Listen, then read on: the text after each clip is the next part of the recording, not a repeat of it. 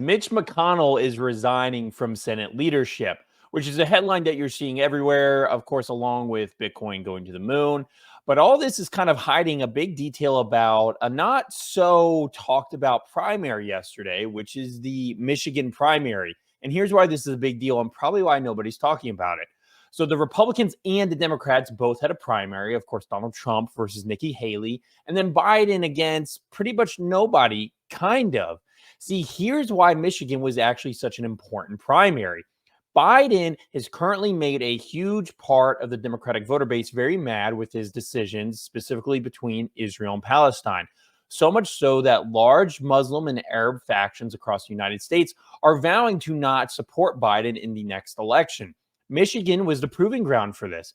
In Michigan, some of the first anti Biden Democratic campaigns, specifically led by Muslim Americans and Arab Americans alike, were the ground game for what became known as a campaign to not vote for Biden.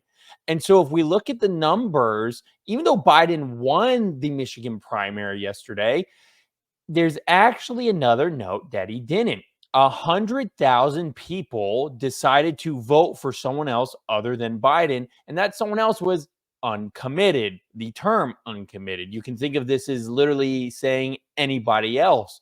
100,000 people is a lot because you have to remember, you have to organize 100,000 people to go and vote for nothing.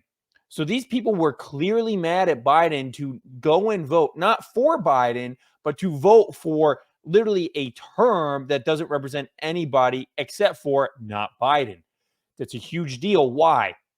Because Trump barely lost Michigan.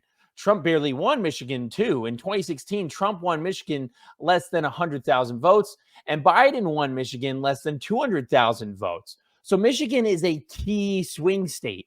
And if every faction of the Democratic voting base doesn't turn out in Michigan, Trump will win in that state. And if Trump wins Michigan, he will very likely become the next president in 2024. Now, if you look at the voter turnout, it's also very interesting because on the Democratic side, they had about 700,000 people turn out. They had about over a million or around the million number turnout on the Republican side, kind of gauging the interest of both, the passion of both voter bases. So for the uncommitted in the Biden camp to get so much of a vote should really be concerning for the Biden campaign. And this was a key factor that the Biden campaign was looking out for. So based off this, Biden is going to have to figure out a way to appease to Muslim Americans and Arab Americans alike.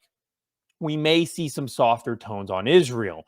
Probably the campaign's goal is to finish the Israel issue by probably August, or if Biden is even still the nominee by August. Because remember, the DNC doesn't meet to officially elect who the chosen front runner for the Democratic Party is going to be until August. That gives plenty of time for Biden to continue to sink in the polls, do things that aren't popular with the voter base that maybe big donors like, all just so that they can switch him.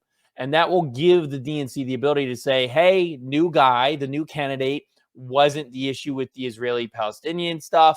And so give this guy a new clean slate, which could be their overall strategy.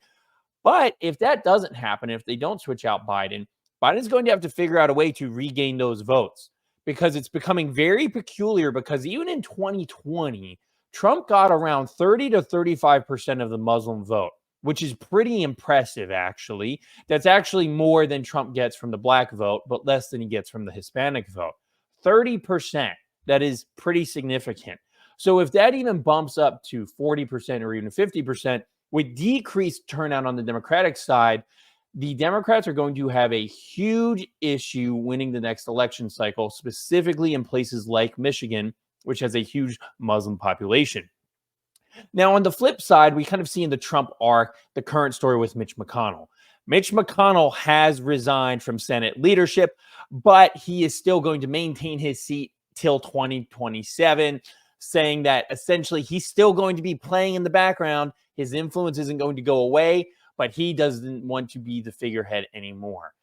This is really interesting because you're seeing a lot of quote unquote establishment like people falter. You have to remember when Trump was first elected in 2016, McConnell was the head of the Senate and Paul Ryan was the head of the House. And Paul Ryan and McConnell are actually the two reasons that even though Republicans had full control of government, that Trump was not able to enact a lot of the things he wanted to enact. In fact, even McConnell and Paul Ryan didn't want a border wall. That's why Trump couldn't get a border wall through. And they ended up just going with something that a majority of Americans didn't care for at all, which was tax cuts. So now Paul Ryan's been out for a while. Now Mitch McConnell's out. And now you have people like Ronna McDaniel and Kevin McCarthy being ousted as well.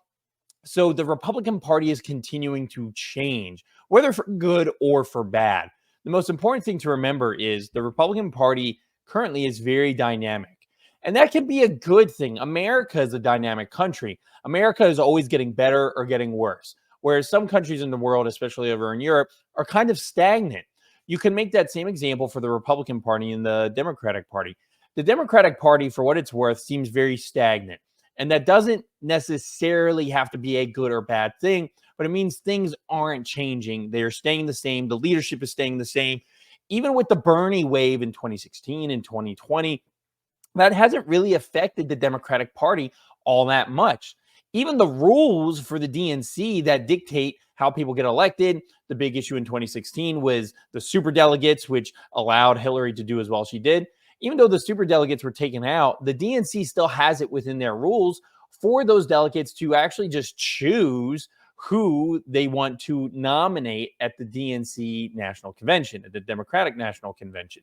The RNC is not at all that way, as I've talked about in previous videos. The Republican National Committee, when you're pledged to a delegate, when delegates are pledged to a candidate, they have to stick by that candidate. They cannot stray, which, if you're wondering, is part of the reason why Nikki Haley has stayed in. Because one thing to consider, if Trump, for some reason, ends up in prison, if Trump ends up dying, being off the ballot, whatever the case is, the delegates that Nikki Haley does have to stay with her, which gives her an immediate edge over any other candidate who might try to front run. However, the RNC still does have the ability to negotiate and shape the rules as such so that if Trump were to drop out, doesn't necessarily mean Nikki Haley would be able to clinch the nomination. The RNC could still coalesce around someone else. You have to remember that Trump has the majority of those delegates, so either they stay with him or they're given up to be completely free.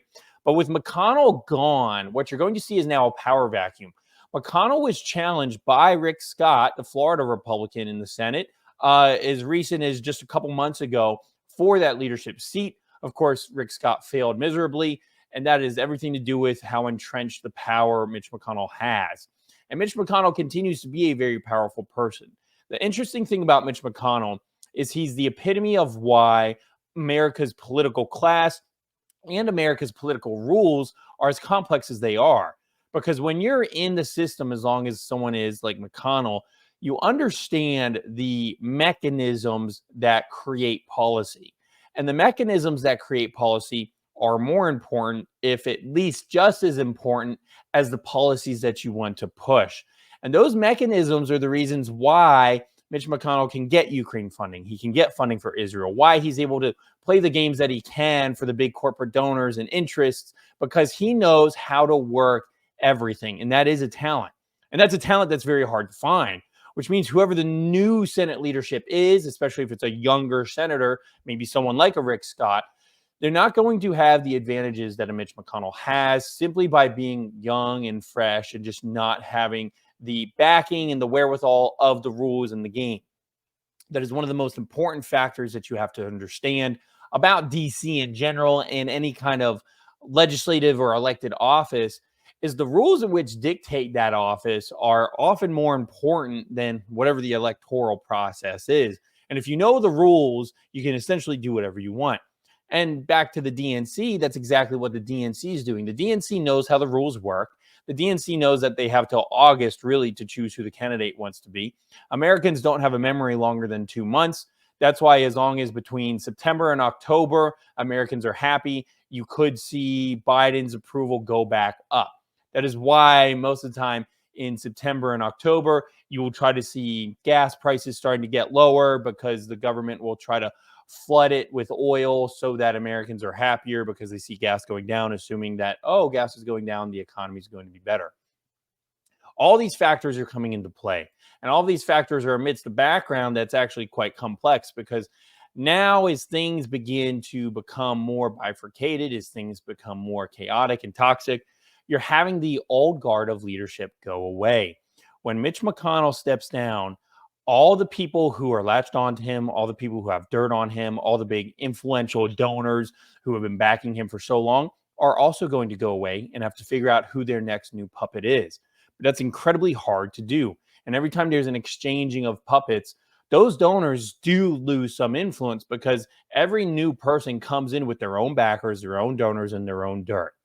So, in all, it's probably a very good thing, not just for the Republican Party, but for American democracy as a whole. But all you really need to understand about the new guard coming in is that new leadership, that new lifeblood is going to make a difference in the future of the Republican Party. And that's going to be a very big deal. With Mitch McConnell gone, the guy was very effective. He was very effective. His number one goal for Trump was getting in new Supreme Court justices, and he did that super quick, and just new judges in general. So that's kind of what he was known for. He's the epitome of someone where you align, you can be very strong, but as soon as you diverge, he's not going to help you at all.